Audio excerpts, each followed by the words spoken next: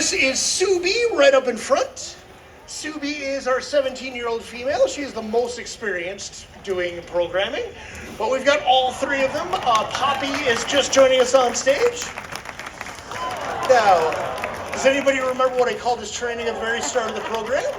This is operant conditioning, and one of the main reasons we'll do this is for husbandry behaviors. And husbandry is a fancy way of saying animal health care. So a lot of the behaviors that you will see are healthcare related. Do any of you ever have to go in for a checkup? Yeah, maybe once or twice a year. You go see your vet. Yeah. Do you ever get nervous when it's time to go in for a checkup? You know, you don't know exactly what's expected of you. You don't know your doctor very well. You're wondering what you're doing at a vet clinic. It'd be the same way with these guys and visits from our vets. So we'll actually practice the same behaviors they need.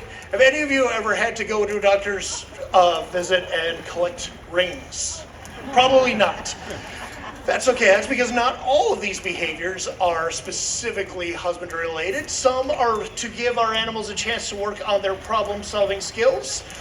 And Poppy is actually doing a really good job of showing how progress in this type of training goes. It's not always linear.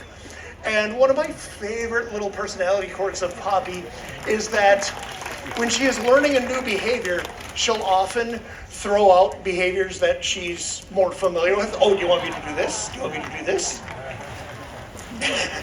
Now, does anybody recognize the target she's using? See, we'll start with that as the very first behavior they learn, and then we'll be able to shape all of the other behaviors. And once they get well enough, or get good enough at it and do it well enough, just as Subi is demonstrating with her little sea lion jig there, we no longer need to use the target, and the hand motion we did becomes part of the cue.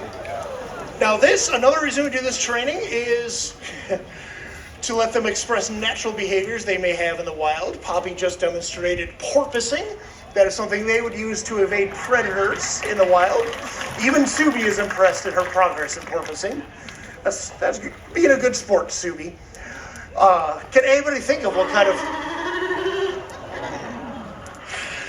I know, but you shouldn't be surprised by how bad my jokes are by this time, Subi. Now oh, there we go. Just in case you needed to see some more hoop jumping. But another reason for this training is for you all, our audience. It gives you a chance to see our sea lions as individuals, to see their individual personalities. And I know it's working because when Subi kissed her trainer there, I heard you all go, aww. So, operant conditioning is often a two-way street that way. Now, as sea lions, these guys are a little different from seals. They are much more vocal, as Poppy is demonstrating. Yes, if any of you have wondered what it sounds like when I get heckled by a sea lion, that's it. I do really just have one set of jokes that I use over and over again. And I'm not all that different from you. I'm distracted by the cute animals doing funny things too. So sea lions are actually much more maneuverable than seals. They can use all four of their flippers to hold themselves off the ground and walk as if they have four legs. Now, as another side to the problem solving, we'll sometimes use these odd-shaped objects like the rubber duck. So, the rings are pretty easy for them to figure out how to pick them up. Frisbee is pretty easy to catch. The rubber duck presents them with some difficulties that they have to solve. Also, as Subi was reminding me, these guys will eat about 15 pounds of fish a day on average. Sometimes even more. Yes, I know. Thank you. Now, just to give you an idea of how much that is about 60 quarter-pounder hamburgers, right? So, do any of you like to eat fish? Do you have your favorite seafood restaurants? Yeah? So we actually partner with the Monterey Bay Aquarium with a program called Seafood Watch.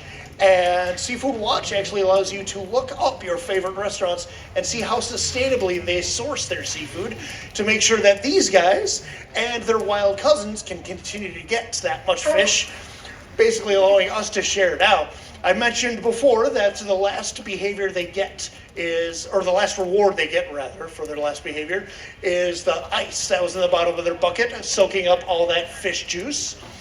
I like to call that pinniped popsicles. It's great stuff if you're a seal. Now, or sea lion. Now, have any of you ever seen our polar bears get trained?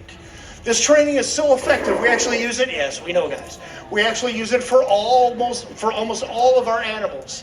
We have trained all 3 of our polar bears to the point where there is a metal barrier between them and the zookeeper, and at the bottom of that barrier is a metal sleeve, and we have trained them to the point where if they put their paw in that sleeve, we can take a blood sample from them, and they will do that voluntarily, and if your reaction to that is, whoa, that is a very impressive thing to do. We're asking a 1,000-pound carnivore with paws the size of cookie sheets to wait patiently while we do anything with needles.